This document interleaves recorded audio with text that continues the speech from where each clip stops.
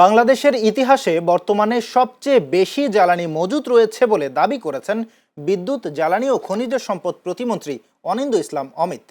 আজ চট্টগ্রামে eastern refinery limited পরিদর্শন শেষে সাংবাদিকদের সঙ্গে আলাপকালে তিনি এসব কথা বলেন।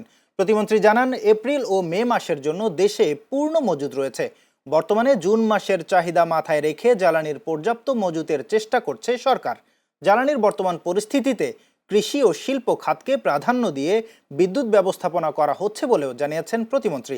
তবে সরেজমিনে গিয়ে দেখা যাচ্ছে ভিন্ন চিত্র।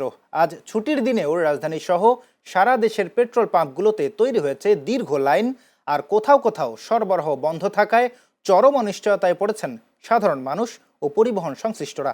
মোটরসাইকেল, প্রাইভেট কার, বাস ও পণ্যবাহী যানবাহনের দীর্ঘ সারি চোখে পড়ে পেট্রোল পাম্পগুলোতে। জ্বালানি সংগ্রহের জন্য চালকদের ঘন্টার পর ঘন্টা অপেক্ষা করতে হচ্ছে।